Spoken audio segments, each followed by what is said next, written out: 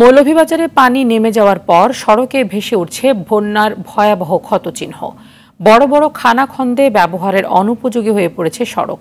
সব মিলিয়ে জেলার প্রায় 350 কিলোমিটার পাকা সড়ক ক্ষতিগ্রস্ত হয়েছে।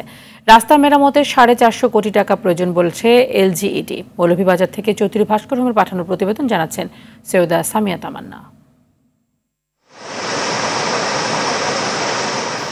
পর্যটন জেলা মৌলভীবাজারে বন্যা পরিস্থিতির উন্নতি হওয়ার পর সড়কগুলোতে স্পষ্ট হচ্ছে ক্ষতচিহ্ন।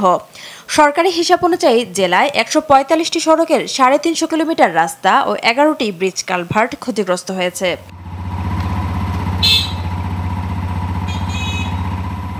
পানির স্রোতে অনেক জায়গায় মুছে গেছে সড়কের চিহ্ন, কোথাও আবার ইটের খোয়া সড়কে তৈরি হয়েছে ছোট বড় গর্ত।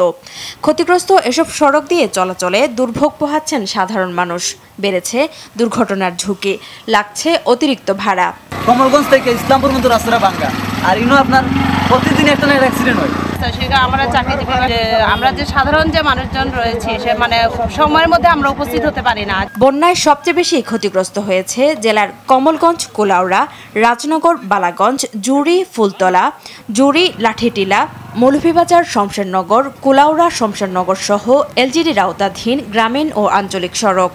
যে বাঙ্গিয়া একবারে এখানে তো একবারে নালার মতো হয়ে গেছে, 2-3 জায়গা গাড়ি ঘোড়া কোনো কিছু যাইতে পারে না। এখানে হসপিটালে যাইতে হইলে রাস্তা বালা নাই, কই দিকে যাইতো গাড়ি নাই।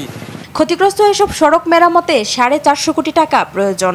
আর দ্রুত সময়ের মধ্যে কাজ শুরু হলেও চলাচলের উপযোগী করতে কয়েক বছর লাগবে বলে জানায় এলজিডি। আমরা প্রাথমিকভাবে চলাচল উপযোগী করার জন্য কিছু ইমার্জেন্সি কাজ করছি।